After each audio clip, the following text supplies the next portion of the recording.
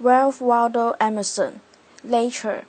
Nature is but an image or imitation of wisdom, the last thing of the soul, nature being a thing which doth only do, but not know. Petrus. Introduction. Our age is retrospective. It builds the spectacles of the fathers. It writes biographies, histories, and criticism. The foregoing generations behold God and nature face to face. We, through their eyes, why should not we also enjoy an original relationship to the universe?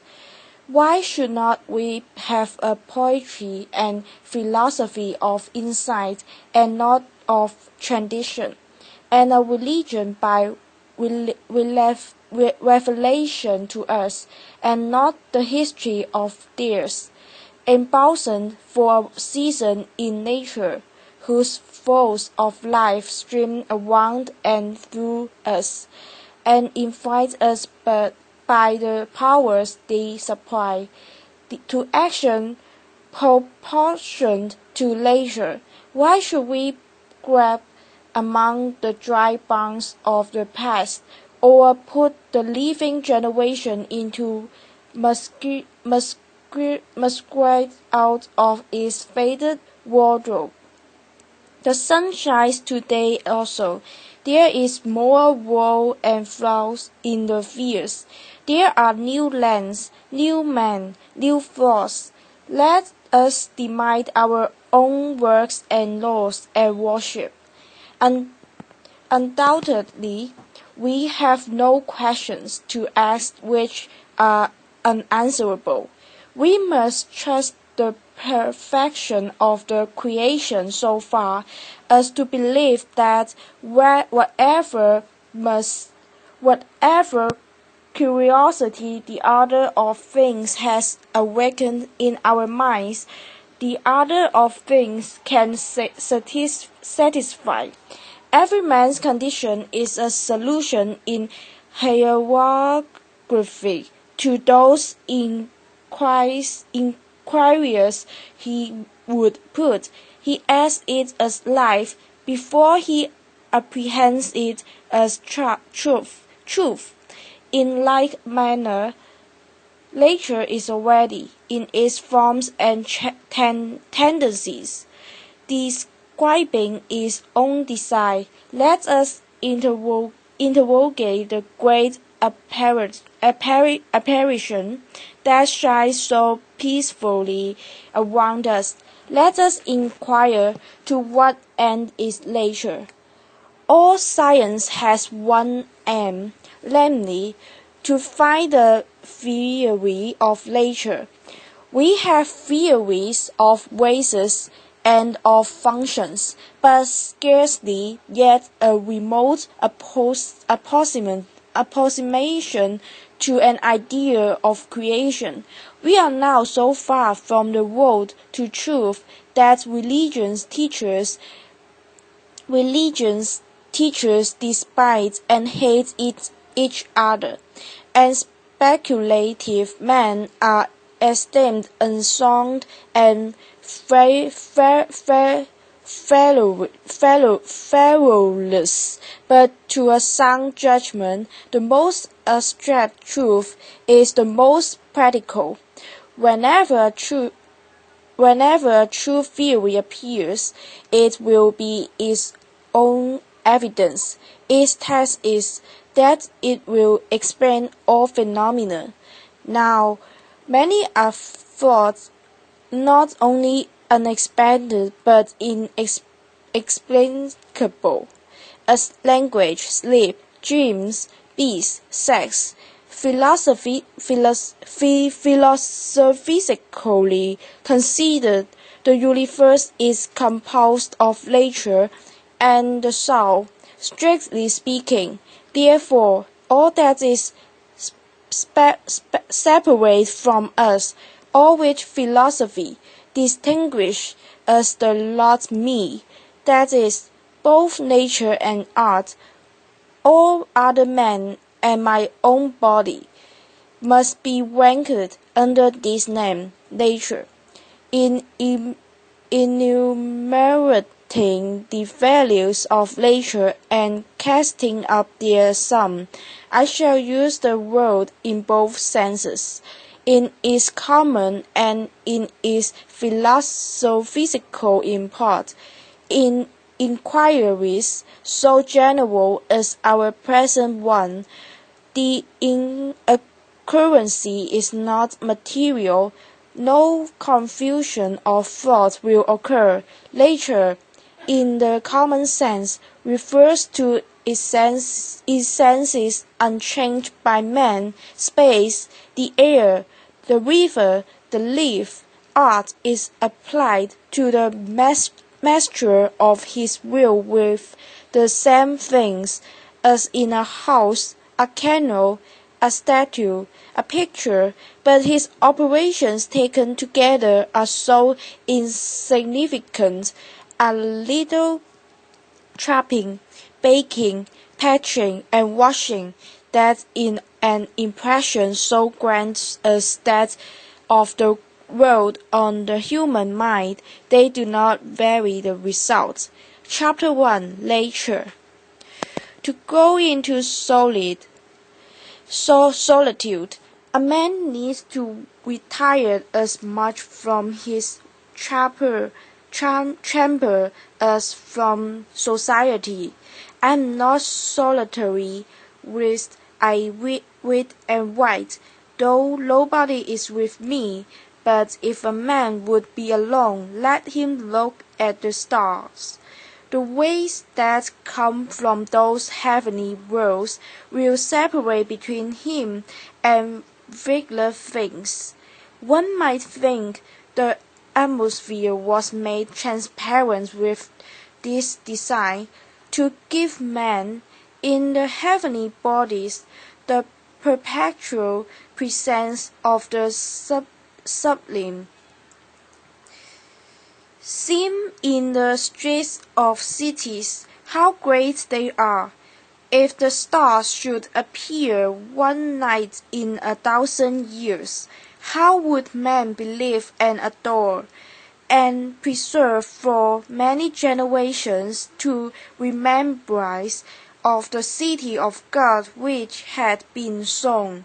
But every night come out these preachers of beauty, and light the universe with their admonishing smile. The stars awaken a certain reverence, because through always present, they are always inaccessible. But all nature objects make a kindred impression. When the mind is open to their influence, nature never wears a mean appearance, neither does the wisest man extort all her secrets, and lose his curiosity by finding out all her perfection. Nature never became a toy to a wise spirit. The flowers, the animals, the mountains reflected all the wisdom of his best hour, as much as they had delighted the simplicity of his childhood. When we speak of nature in this manner, we have a distant but most poetical sense, or in the mind, we mean the integrity of impression made by manifold nature objects. It is this which distinguishes the stick of timber of the woodcutter from the tree of the point. The charming landscapes which I saw this morning is indubitably made up of some 20 or 30 firms. Miller owns this field, Locker that, and manning the woodland beyond, but none of them owns the landscape. There is a property in the horizon which no man has but he whose eye can integrate all the parts. That is the point. This is the best part of these man's forms, yet to these their land deeds give them no title. To speak truly, few adult persons can see nature. Most persons do not see the sun. At least they have a very superficial seeing. The sun illuminates only the eye of the man, but shines into the eye and the heart of the child. The lover of nature is he whose inward and outward senses are still truly adjusted to each other, who has retained the spirit of infancy even into the era of manhood. His intercourse with heaven and earth becomes part of his daily food. In the presence of nature, a wild delight runs through the man. In spite of real sorrows, nature says, "He is my creator," and mark all his impertinent griefs. He shall be glad with me. No, not the sun or the summer alone, but every hour and season yields its tribute of delight, for every hour and change corresponds to and emphasizes a different state of the mind, from briefness noon to grimness midnight. Nature is a setting that fits equally well a comic or a morning piece. In good health, the air is a cordial of incredible virtue.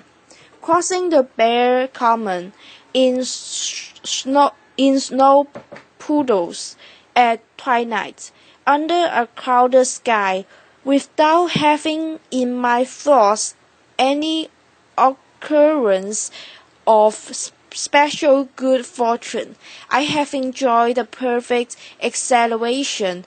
Almost I fear to think how glad I am.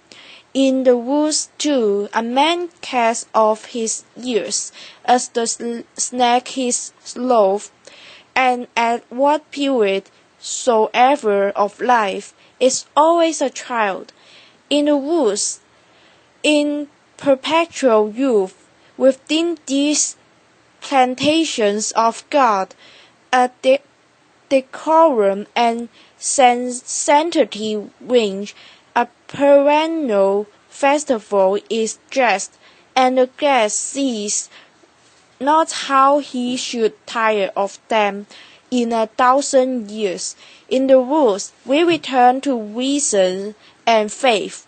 There I feel that nothing can baffle me in life, no disgrace, no calamity, leaving me my eyes, which nature cannot repair, standing on the bare ground, my head bathed by the blue air, and unlifted into infinite space. All mean egotism furnishes. I become a transparent eyeball. I am nothing. I see all. The currents of the universal being circulate through me. I am part or particle of God. The name of the nearest friends sounds then foreign and accidental. To be brothers, to be acquaintances, master or servant, is then a trifle and a disturbance. I am the lover of uncontained and immortal beauty.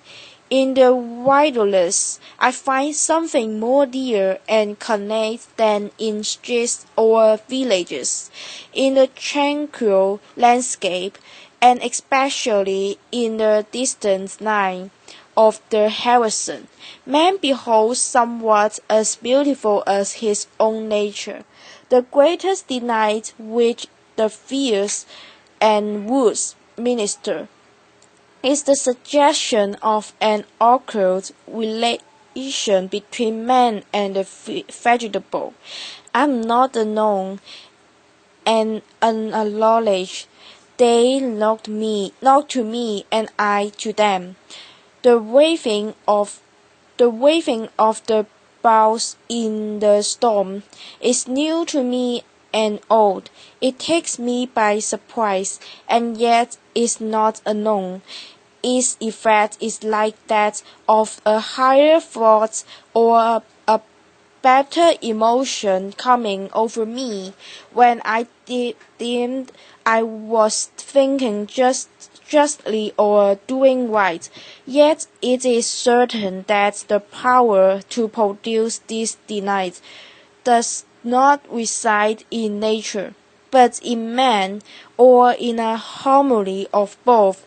It is necessary to use these pleasures with great temperance, for nature is not always checkered in holiday attire, but the same scene which yesterday breathed, performed, and glutted as for the phonic of the limbs, is overspread with melancholy today.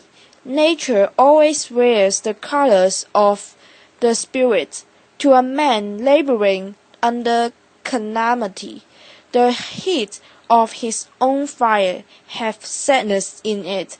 Then there is a kind of contempt of the landscape felt by him who has just lost by death a dear friend. The sky is less grand as it shuts down over less wealth in the population.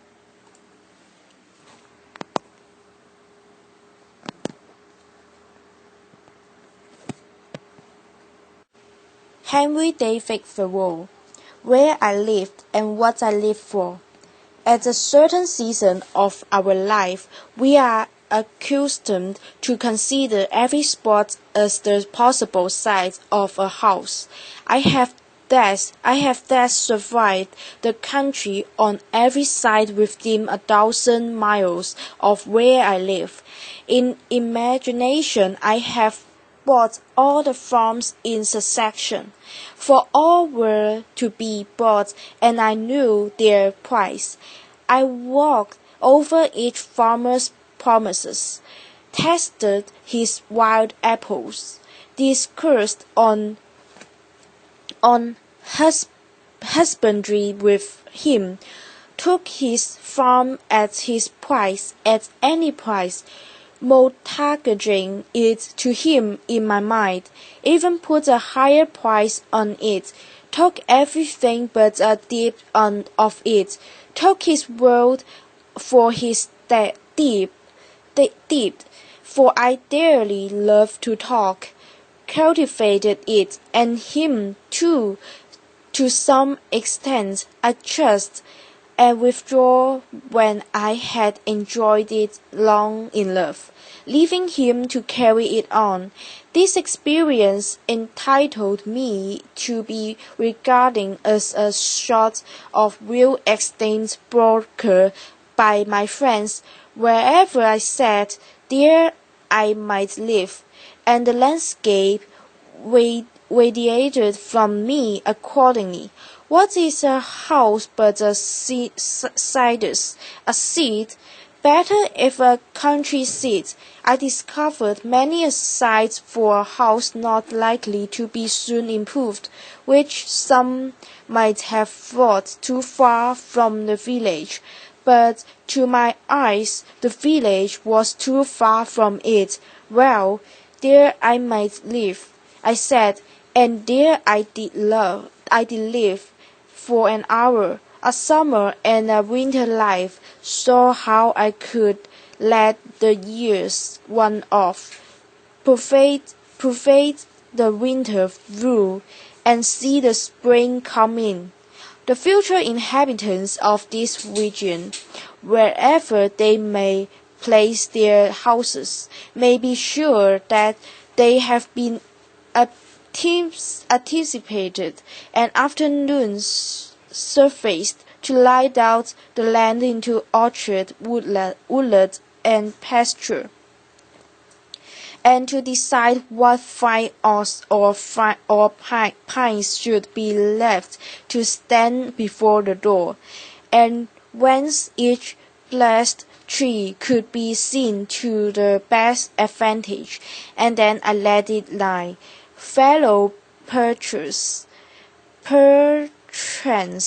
for man is rich in proportion to the number of things which he can afford to let alone. My imagination carried me so far that I even had the refusal of several farms. The refusal was all I wanted, but I never got my fingers burned by actual possession.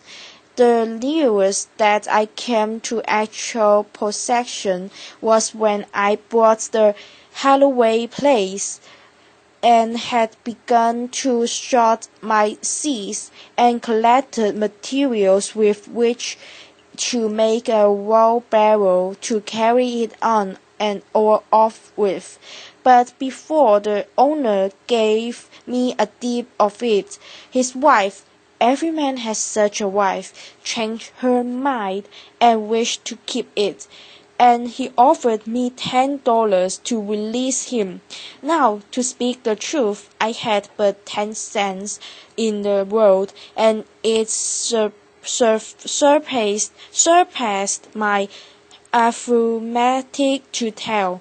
If I was that man who had 10 cents, or who had a farm, or $10, or all together, however, I let him keep the $10 and the farm too, for I had carried it far in love, or rather, to be generous, I sold him the farm for just what I gave for it, and as he was not a rich man, made him a present of $10, and still had my 10 cents and seeds and materials for a wheelbarrow left. I found that I had been a rich man without any damage to my poverty. But I retained the landscape, and I have since annually carried off what is yielded without a wheelbarrow. With respect to landscape, I am monarch of all I survey. My right there is none to dispute. I have frequently seen a point withdraw. Having enjoyed the most valuable part of a farm, while the thirsty farmer supposed that he had got a few wild apples only. Why, the owner does not know it for many years when a poet has put his farm in rhyme. The most admirable kind of invisible fence has fairly impounded it, milked it, skimmed it, and got all the cream, and left the farmer only the skimmed milk. The real attractions of the Holloway farm to me were its complete retirement, being about 2 miles from the village, half a mile from the nearest labor, and separated from the highway by a broad field, is bounding on the river, which the owner said protected it by its forks from frost in the spring. Though that was nothing to me, the grey color and ruinous state of the house and barn, and the dilapidated fences, which put such an interval between me and the last occupants, the hollow and lichen-covered apple trees, grown by rabbits, showing what kind of neighbors I should have, but above all, the recollection I had of it from my earliest voyage up the river, when the house was concealed behind a dense grove of red maples, through which I heard the house dog bark. I was in haste to buy it before the proprietor finished getting out some rocks, cutting down the hollow apple trees, and grabbing up some young beeches which had sprung up in the pasture, or, in short, had made any more of his improvements to enjoy these advantages. I was ready to carry it on, like Alice, to take the world on my shoulders. I never heard what compensation he received for that, and do all those things which had no other motive or excuse but that I might pay for it and be unmolested in my possession of it, for I knew all the while that it would yield the most abundant crop of the kind I wanted if I could only afford to let it alone. But it turned out as I have said.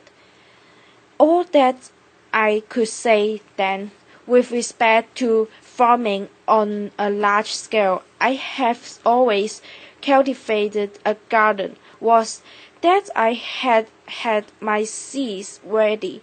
Many think that seeds improve with age. I have no doubt that time discriminates between the good and the bad, and when at last I shall plant, I shall be less likely to be disappointed. But I would say to my fellows, once for all, as long as possible live free and uncommitted.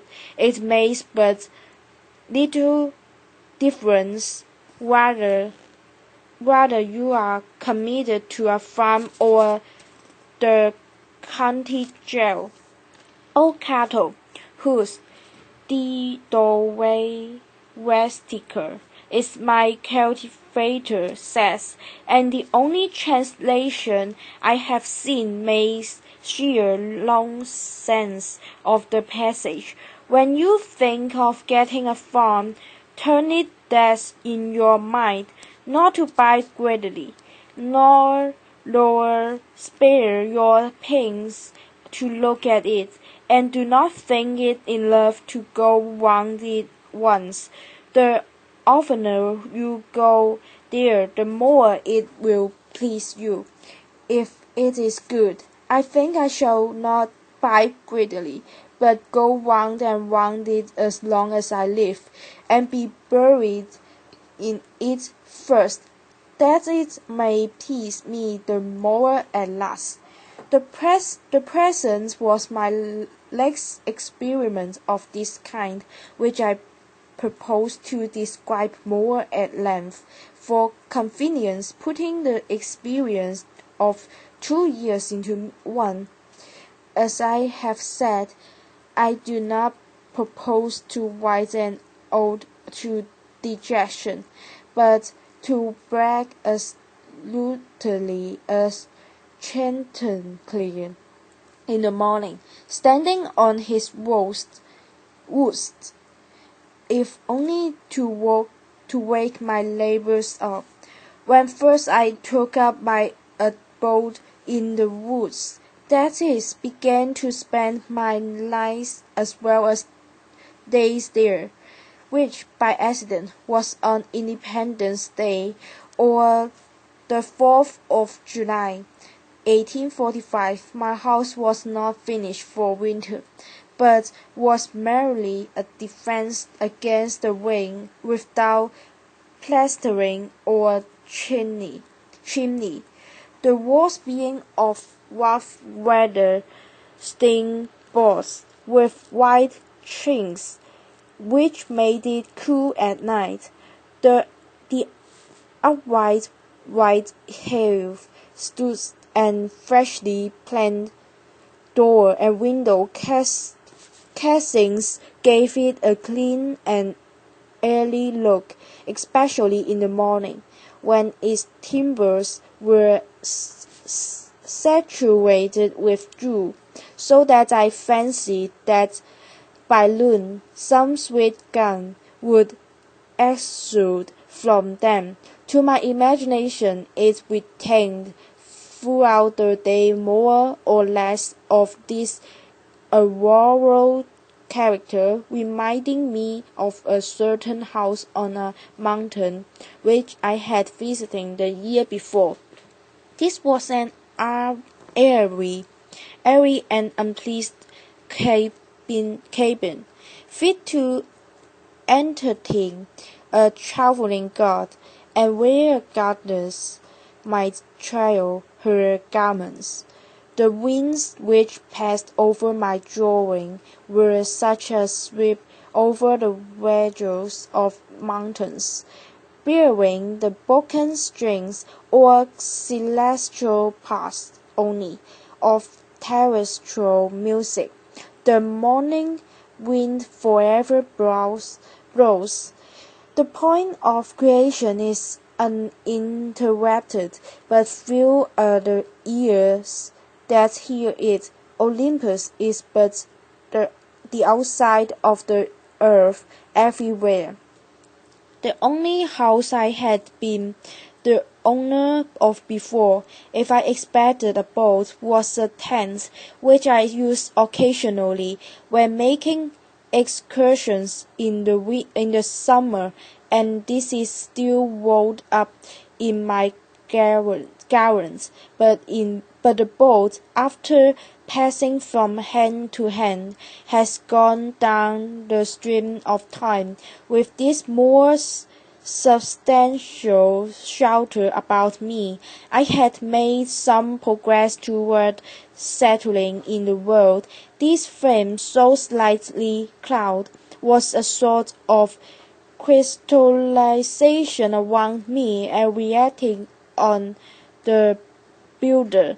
It was suggestive somewhat as a picture in outlines.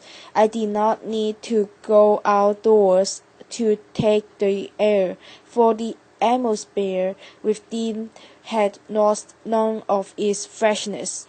It was not so much within doors as behind the door where I sat, even in the rainiest weather.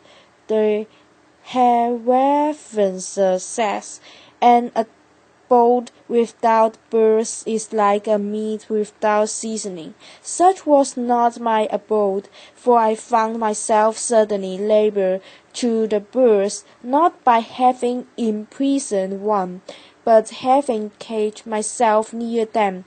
I was not only nearer to some of those which commonly frequent the garden and the orchard, but to those wider and more thrilling songsters of the forest which never, or rarely, serenade a villager. The wood first, the weary, the scarlet teenager, the fierce sparrow, the whippoorwill, and many others. I was seated by the shore of a small pond about a mile and a half south of the village of Concord and somewhat higher than it, in the midst of an extensive wood between that town and Lincoln, and about 2 miles south of that our only field known to fame, Concord battleground, but I was so low in the woods that the opposite shore, half a mile off, like the rest, covered with wood was my most distinct Harrison.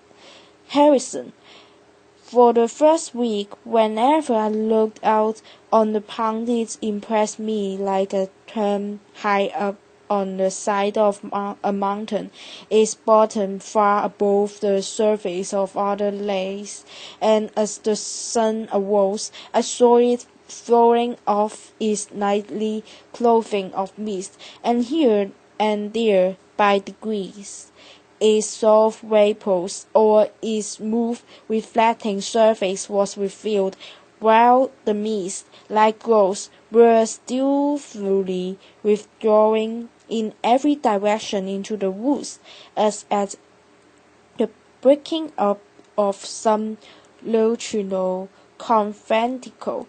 The very dew seemed to hang upon the trees later into the day than usual, as on the side of mountains.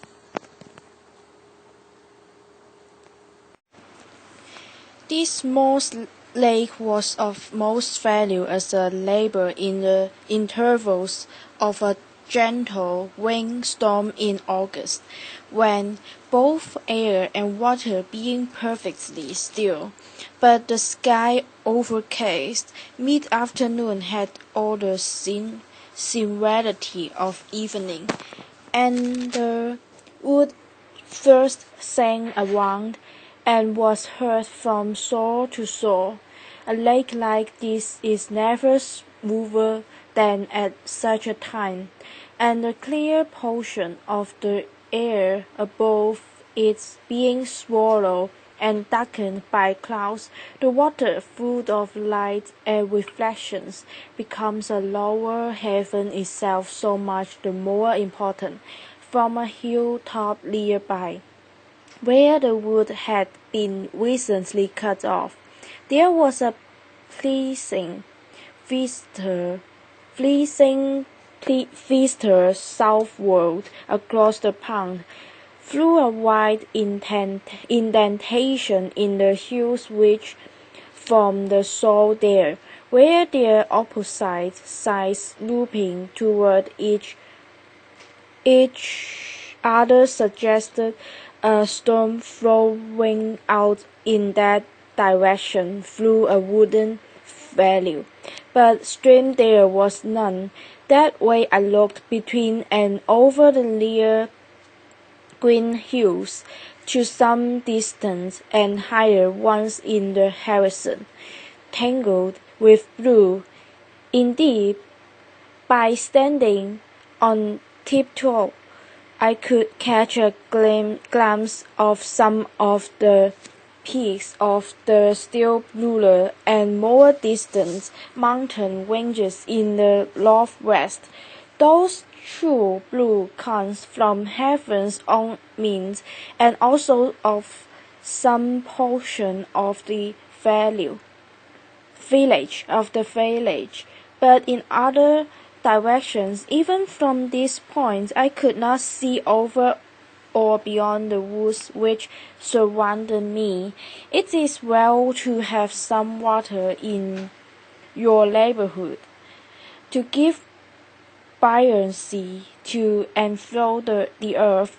One value even of the smallest well is that when you look into it, you see that earth is not continuous but insular. This is as important as that it keeps butter cool. When I looked across the pond from this peak toward the Sudbury meadows, which in time of flood I distinguished elevated perhaps by a marriage in their seething value, like a corn in a basin, all the earth beyond the pond appeared like a thin crust, insulating and floating even by these small sheets of intervening water. And I was reminded that this on which I dwelt was but dry land, though the view from my door was still more constructed. I did not feel crowded or confined in the least. There was pasture enough for my imagination. The law servant of Plato, to which the opposite shore arose, strengthened the way toward the ferries of the west and the steppes of Tartary, affording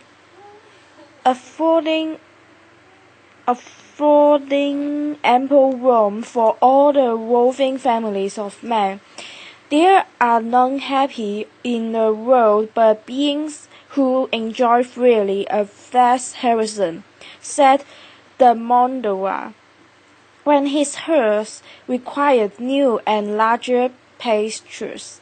Both place and time were changed, and I doubt nearer to those parts of the universe and to those eras in history which had most attracted me. Where I lived was as far off as many wagons flew lightly by aeroplane.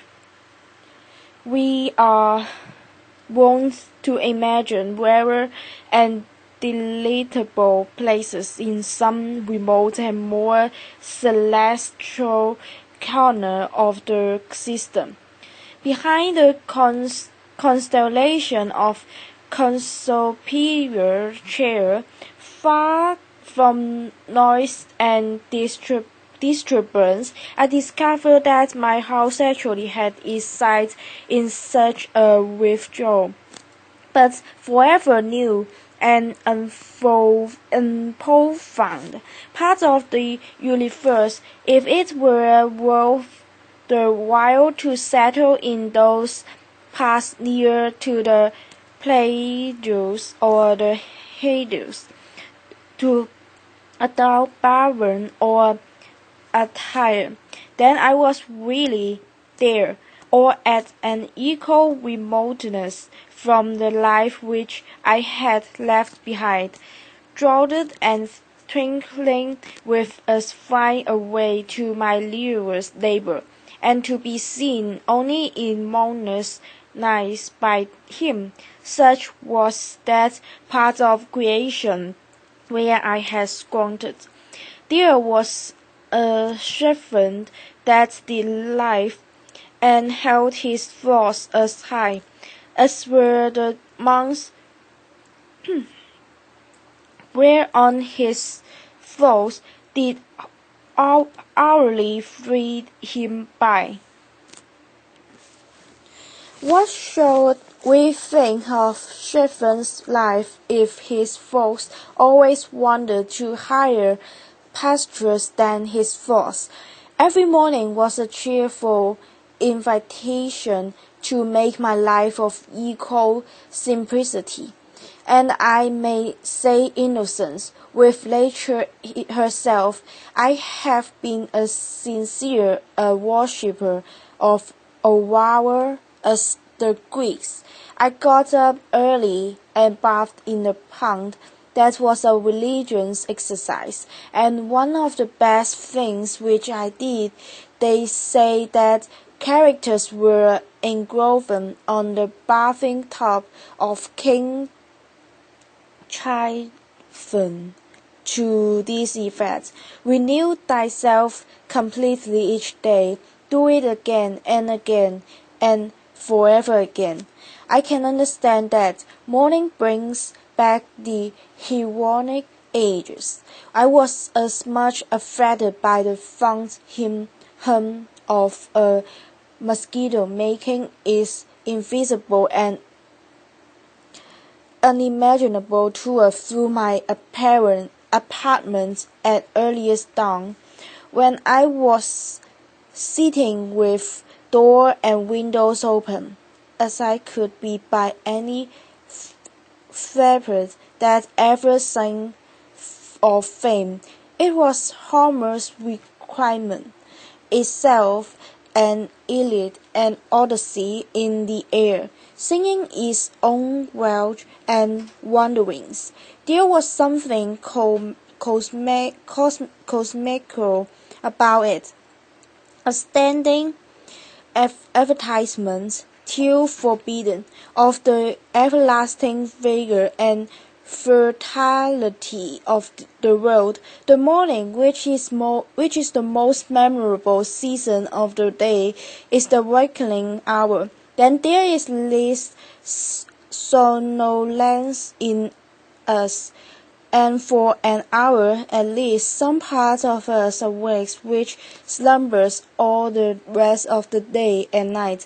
Little is to be expected of that day, if it can be called a day, to which we are not awakened by our genius, but by the mechanical needlings of some surfeiter, are not awakened by our own newly acquired force and aspirations from within, accompanied by the undulation of celestial music, instead of flattery bells, and a fragrance filling the air, to a higher life than we fall asleep from, and thus the darkness bear its fruit, and prove itself to be good, no less than the night. That man who does not believe that each day contains an earlier, more sacred, and auroral hour than he has yet profaned, has despaired of life, and is pursuing a descending and darkening way. After a partial cessation of his sensuous life, the soul of man, or its organs rather, and we invigorated each day, and his genius tries again what noble life it can make. All memorable events, I should say, transpire in morning time, and in a morning atmosphere. The Vedas say, all intelligence awake with the morning, poetry and art, and the fairest and most memorable of the actions of man date from such an hour. All plots and heroes like Manon are the children of Aurora, and emit their music at sunrise. To him whose elastic and vigorous thought keeps pace with the sun, the day is a perpetual morning. It matters not what the clocks say or the attitudes and labors of man. Morning is when I'm awake, and there is a dawn in me. Moral reform is the effort to throw off sleep. Why is it that men give so poor an account of their day if they have not been slumbering? They are not such poor calculators. If they had not been overcome with drowsiness, they would have performed something.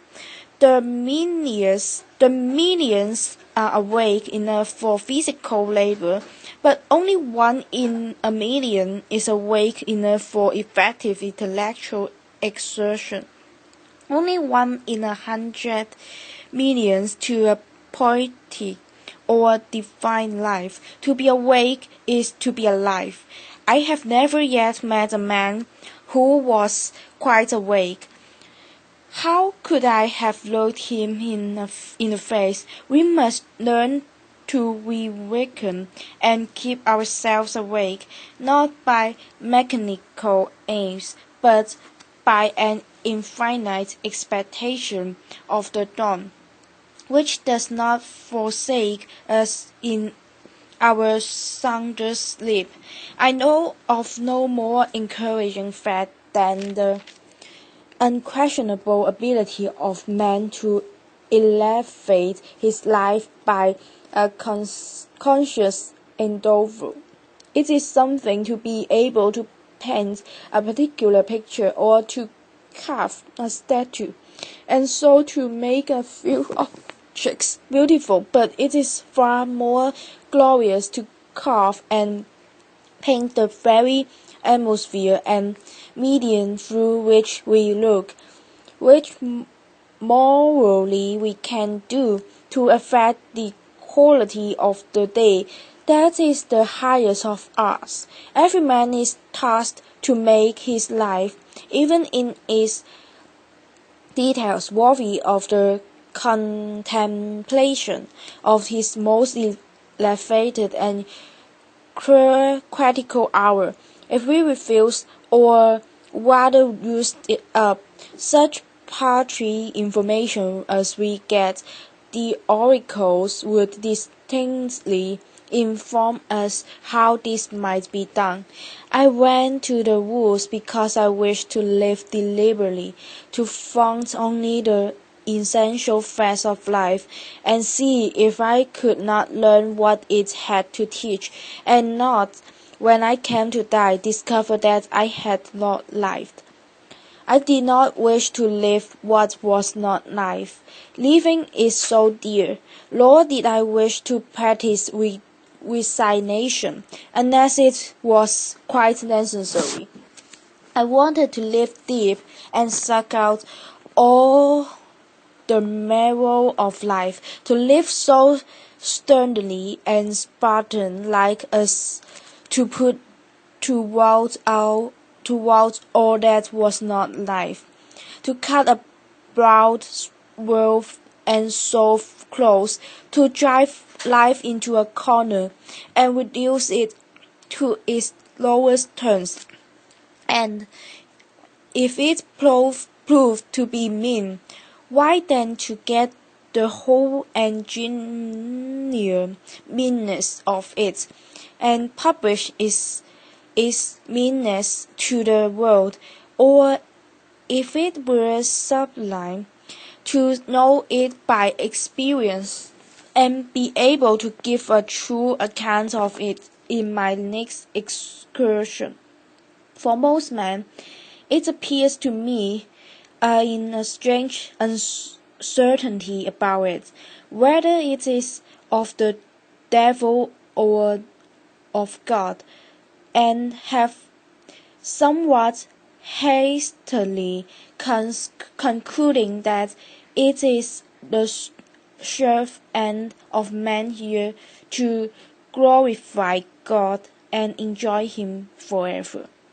Still we live meanly, like ants, though the fable tells us that we were long ago changed into men, like pygmies, we fight with carnage. It is error upon error, and clouds upon clouds, and our best virtue has for its occasion a superficial and inevitable wretchedness. Our life is filtered away by detail.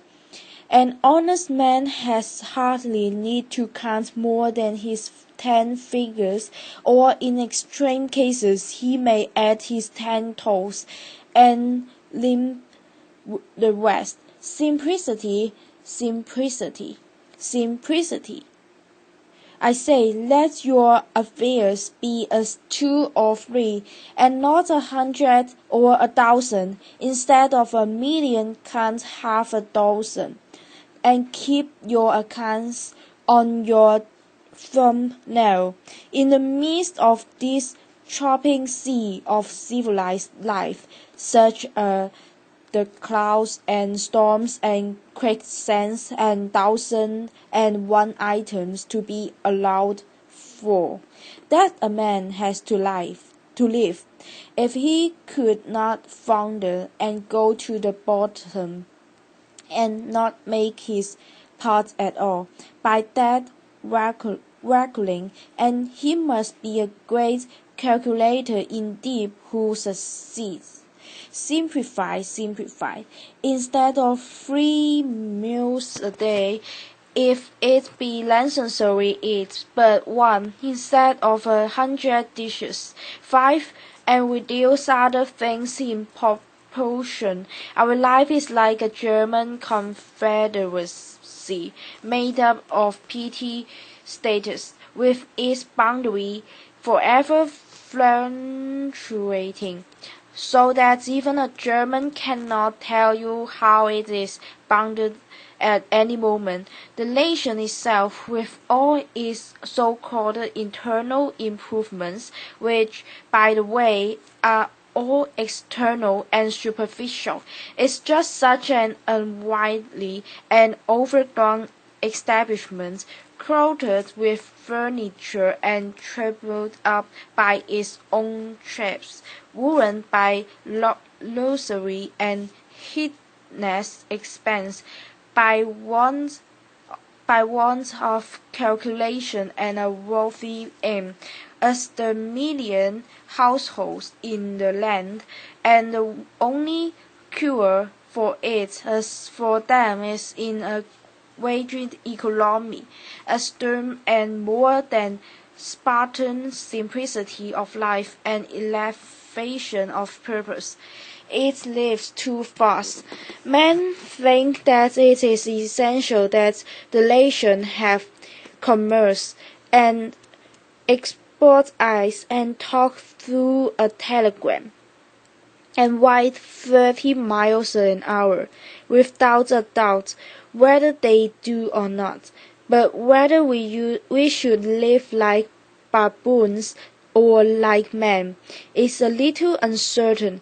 If we do not get out sleepers and forge wiles and devote days and nights to the work, but go to tinkering upon our lives to improve them, who will build railroads? And if railroads are not built, how shall we get to heaven in season? But if we stay at home and mind our business, who will want railroads? We do not ride on railroad. It rides upon us. Did you ever think what those sleepers are that underlie the railroad? Each one is a man, an Irishman or a Yankee man. The walls are laid on them, and they are covered with sand, and the cars run smoothly over them.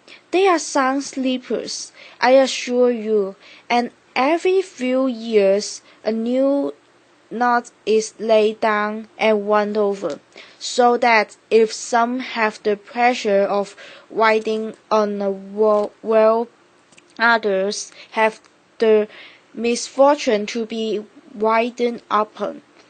And when they run over a man that is walking in his sleep, a supernumerary sleeper in the wrong position, and wake him up, they suddenly stop the cars and make a hue and cry about it, as if this were an exception. I am glad to know that it takes a gang of men for every 5 miles to keep the sleepers down and level in their beds as it is, for this is a sign that they may sometime get up again. Why should we live with such hurry and waste of life? We are determined to be starved before we are hungry.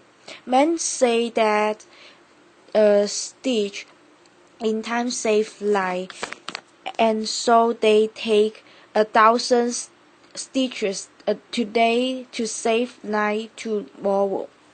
As for work, we haven't any of any consequence. We have to sing virtuous dance, and cannot possibly keep our heads still. If I should only give a few pulls at the parish bell rope, as for a fire that is without setting the bell, there is hardly a man on his farm in the outskirts of Concord, notwithstanding Dad pressed on engagements, which was his excuse so many times this morning. Nor a boy, nor a woman, I might almost say, but would forsake all and follow that son, not mainly to save property from the flames, but, if we will confess the truth, much more to see it burn, since burn it must, and we, be it known, did not set it on fire, or to see it put out, and have a hand in it. If that is done as handsomely, yes, even if it were the parish church itself, hardly a man takes a half-hour's nap after dinner. But when he wakes he holds up his head and asks, "What's the news?" as if the rest of mankind had stood his sentinels. Some give directions to be wakened every half hour, doubtless for no other purpose, and then to play for it. They tell what they have dreamed. After a night's sleep, the news is as indispensable as the breakfast. Pray tell me anything new that has happened to a man anywhere on this globe, and he reads over his coffee and rolls that a man had had his eyes gouged out this morning on the Wachio River, never dreaming the while that he lives in the dark unformed home Monmouth cave of this world, and has but the rudiments of an eye himself. For my part, I could easily do without the post office. I think that there are very few important communications made through it. To speak critically, I never received more than 1 or 2 letters in my life. I wrote this some years ago that were worth the postage. The penny post is commonly an institution through which you seriously offer a man that penny for his thoughts which is so often safely offered in jest, and I am sure that I never read any memorable news in a newspaper. If we read of one man robbed, or murdered, or killed by accident, or one house burned, or one vessel wrecked, or one steamboat blown up, or one cow run over on the Western Railroad, or one mad dog killed, or one lot of grasshoppers in the winter. We never need rid of another. One is enough. If you are acquainted with the principle, what do you care for a myriad instance and applications to a philosophy? All news, as it is called, is gossip, and they who add it and read it are old women over their tea, yet not a few are greedy after this gossip. There was such a rush, as I near the other day at one of the office to learn the foreign news by the last arrival, that several large squares of plate glass belonging to the establishment were broken by pressure. News which I seriously think a ready wit might write a 12-month or 12 years beforehand with sufficient accuracy. As for Spain, for instance, if you know how to throw in Don Carlos and the Infanta, and Don Pedro and Cervini and Granada from time to time in the right proportions. They might have changed the names a little since I saw the papers, and served up a blue fight when other entertainments fail. It will be true to the letter, and give us as good an idea of the exact state or ruin of things in Spain as the most sufficient and lucid reports under this head in the newspapers. And as for England, almost the last significant scrap of news from that quarter was the Revolution of 1649, and if you have learned the history of her crops for an average year, you never need attend to that thing again, unless your speculations are of a merely pecuniary character. If one may judge who warily looks into the newspapers, nothing new does ever happen in foreign parts. A French Revolution not excepted. What's news? How much more important to know what that is which was never old. Cupido, great dignitary of the state of Wei, sent a man to Corsier to know his news.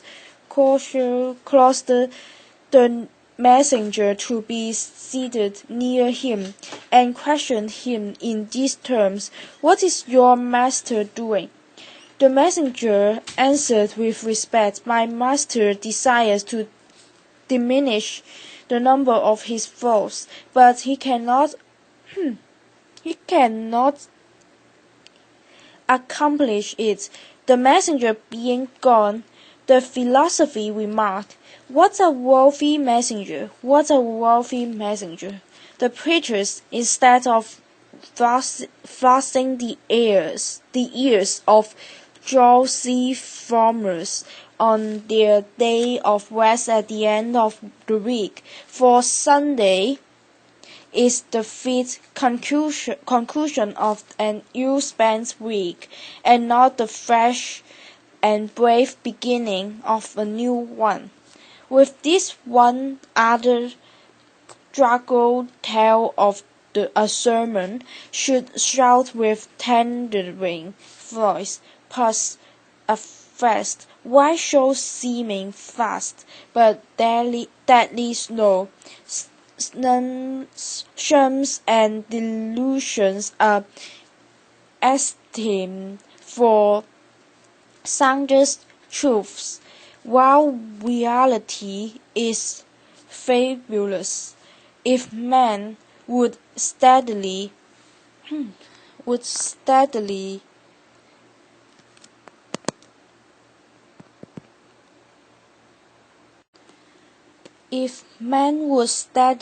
observe realities only, and not allow themselves to be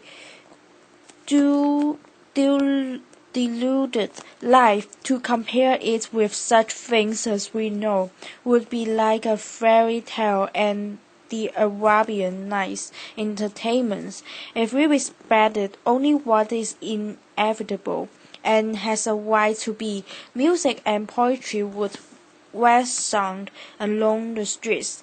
When we are unhurried and wise, we perceive that only great and worthy things have any permanent and absolute existence. That's pretty fierce and pretty precious are but the shadow of the reality. This is always exhilarating and sublime. By closing the eyes and slumbering and consenting to be deceived by shows, men establish and confirm their daily life of routine and habits everywhere, which still is built on purely illusory foundations. Children who play life discern its true law and relations more clearly than men who fail to live it worthily, but who think that they are wiser by experience, that is, by failure. I have read in a Hindu book that there was a king's son who, being expelled in infancy from his native city, was brought up by a foster and growing up to maturity in that state, imagined himself to belong to the barbarous ways with which he lived. One of his father's ministers, having discovered him, revealed to him what he was, and the misconception of his character was removed, and he knew himself to be a prince. So continues the Hindu philosophy from the circumstances in which it is placed, mistakes its own character until the truth is revealed to it by some holy teacher, and then it knows itself to be balmy. I perceive that we inhabitants of New England live this mean life that we do because our vision does not penetrate the surface of things. We think that is which appears to be. If a man should walk through this town and see only the reality, where, think you, would the Malden go to, if he should give us an account of the realities he beheld there? We should not recognize the place in his description. Look at a meeting house, or a court house, or a jail, or a shop, or a dwelling house, and say what that thing really is before a true gaze, and they would all go to pieces in your account of them. Men esteem truth remote, in the outskirts of the system, behind the farthest star, before Adam and after the last man. In eternity there is indeed something true and sublime, but all these times and places and occasions are now and here. God himself cumulates in the present moment, and will never be more divine in the lapse of all the ages, and we are enabled to apprehend at all what is sublime and noble only by the perpetual instilling and drawing of the reality which surrounds us. The universe constantly and obediently answers to our conceptions. Whether we travel fast or slow, the track is laid for us. Let us spend our lives in conceiving them. The poet or the artist never yet had so fair and noble a design, but some of his posterity at least could accomplish it. Let us spend one day as deliberately as nature, and not be thrown off the track by every natural and mosquito's wing that falls on the wells. Let us rise early and fast, or break fast, gently and without perturbation. Let company come and let company go. Let the bells ring and the children cry, determined to make a day of it. Why should we log under and go with the stream? Let us not be upset and overwhelmed in that terrible rapid and whirlpool called a dinner, should situated in the meridian shallows. Weather this danger and you are safe, for the rest of the way is downhill, with unrelaxed nerves, with morning figure, sold by it, looking another way, tied to the mast like Ulysses. If the engine whistles, let it whistle till it is harassed for its pains. If the bell rings, why should we run? We will consider what kind of music they are like. Let us settle ourselves and work and wage our feet downward through the mud and slush of opinion and prejudice, and tradition and delusion, and appearance that alluvion which covers the globe through Paris and London, through New York and Boston and Concord, through church and state, through poetry and philosophy and religion, till we come to a hard bottom and rocks in place, which we can call reality, and say this is, and no mistakes, and then begin, having upon the uphill, below flashlight and frost and fire, a place where you might find a wall or a state, or set a lamp post safely, or perhaps a change, not lineometer, but a wheelometer, that future ages might know how deep a freshet of shams and appearance had gathered from time to time. If you stand wide fronting and face to face, you will see the sun glamour on both its surfaces, as if it were a scimitar, and feel its sweet edge dividing you through the heart and marrow, and so you will happily conclude your mortal career, be it life or death. We crave only reality if we are really dying.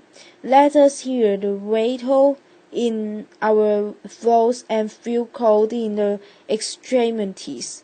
If we are alive, let us go about our business. Time is but the stream I go a-fishing in.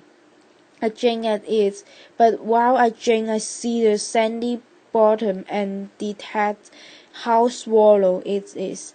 Its thin current slides away, but eternity remains. I will drink deeper, fish in the sky, whose bottom is pebbly with stars. I cannot count one. I know not the first letter of the alphabet. I have always been regretting that I was not as wise as the day I was born. The intellect is a clever. It discriminates and weaves its way into the secrets of things. I do not wish to be any more busy with my hands than is necessary. My head is hands and feet. I feel all my best facilities concentrated in it. My instinct tells me that my head is an organ for burrowing, as some creatures use their snout and throw pulse, and with it I would mine and burrow my way through these hills. I think that the richest thing is somewhere hereabouts, so by the defining world and thin rising vapors I judge, and here I will begin to mine.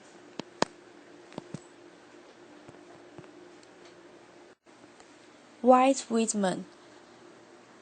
From inscriptions one's self I sing. Oneself I sing, a simple separate person, yet utter the world democratic, the world in mercy. Of physiology from top to toe I sing, not physiognomy alone, nor brain alone is worthy for the muse. I say the form complete is worthier far.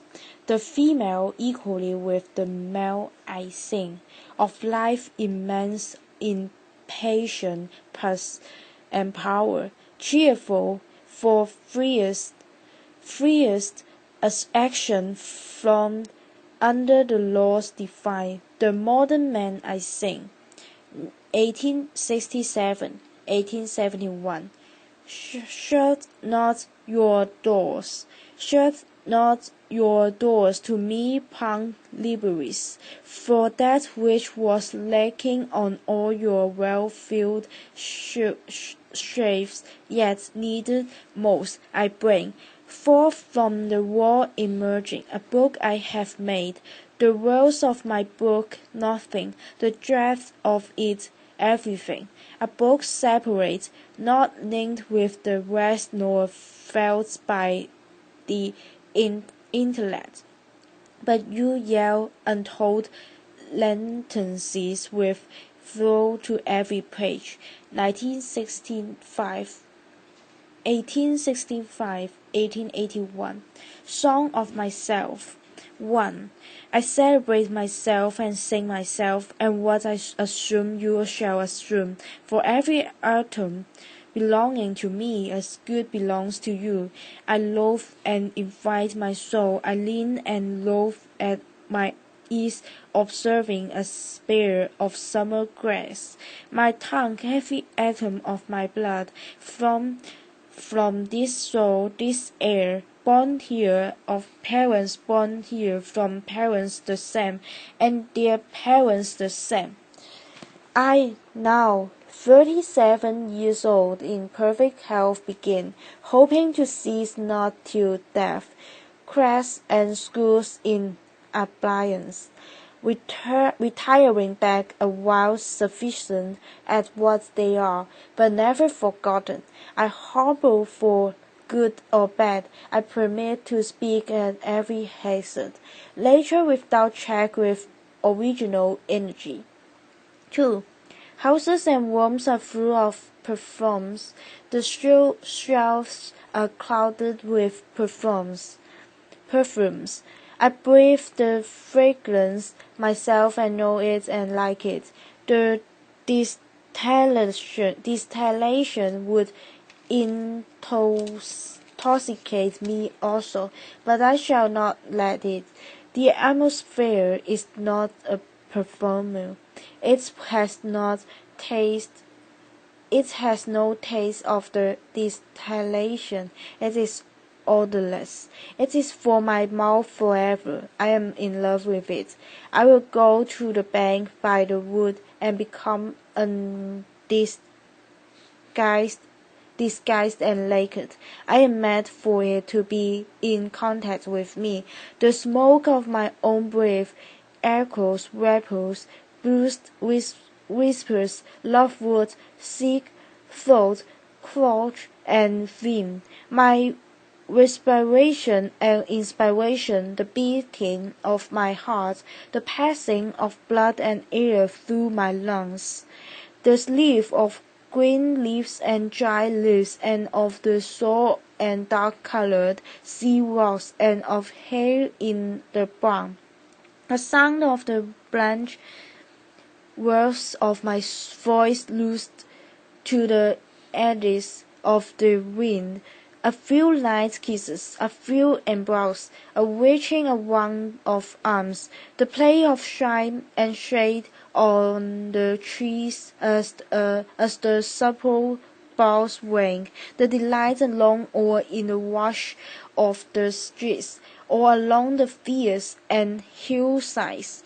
the feeling of health, the full night the full moon trail, the song of me rising from bed and meeting the sun. Have you reckoned 1,000 of clouds much? Have you reckoned the earth much? Have you practiced so long to learn to read? Have you felt so pumped to get at the meaning of puns? Stop this day and night with me, and you shall possess the origin of all puns. You shall possess the good of the earth and sun. There are millions of suns left. You shall no longer take things at second or third hand, nor look through the eyes of the dead, nor feed on the spectres in books. You shall not look through my eyes either, nor take things from me. You shall listen to all sighs and filter them from yourself. 3. I have heard what the talkers were talking, the talk of the beginning and the end, but I do not talk of the beginning or the end.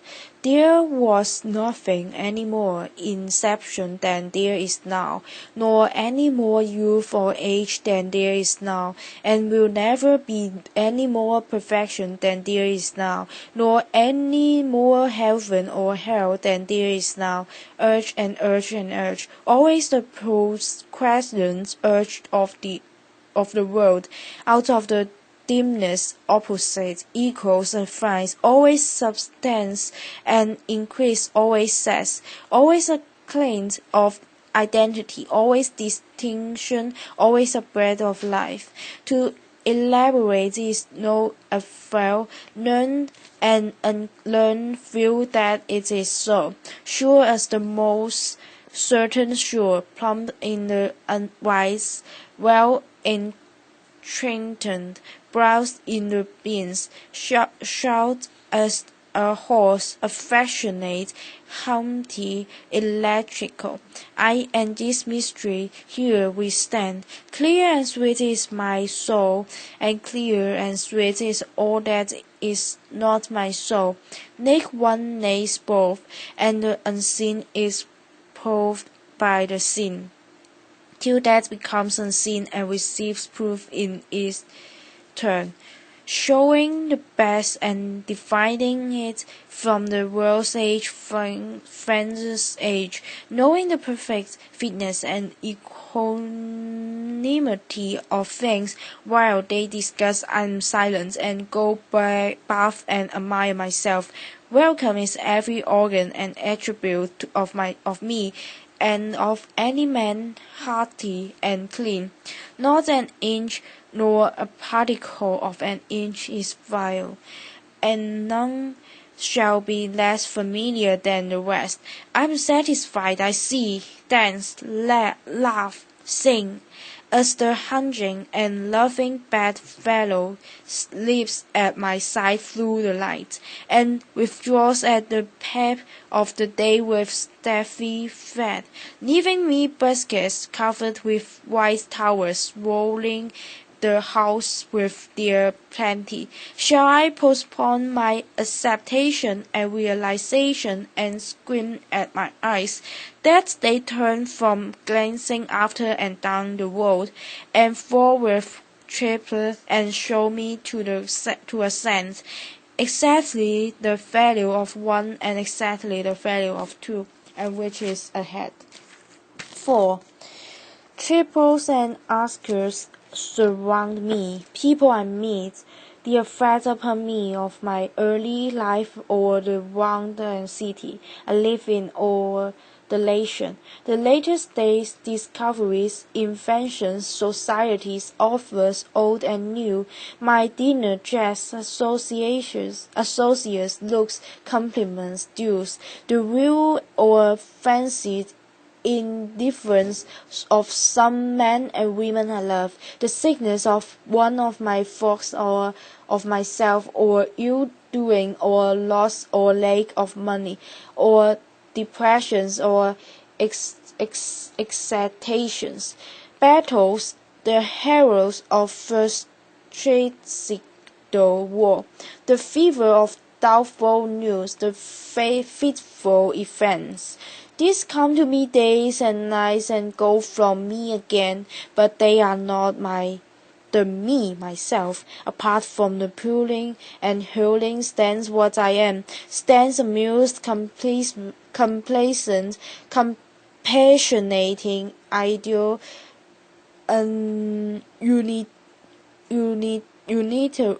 unitary. Looks down is erect or blends an arm on an impalpable certain west, looking with side-curved head, curious what will come next, both in and out of the game and watching and wondering at it. Backward I see in my own days where I sweated through fog with linguists and contenders. I have no mocking or arguments. I witness and wait. I believe in you, my soul. The other I must not abuse itself to you, and you must not be abused to the other.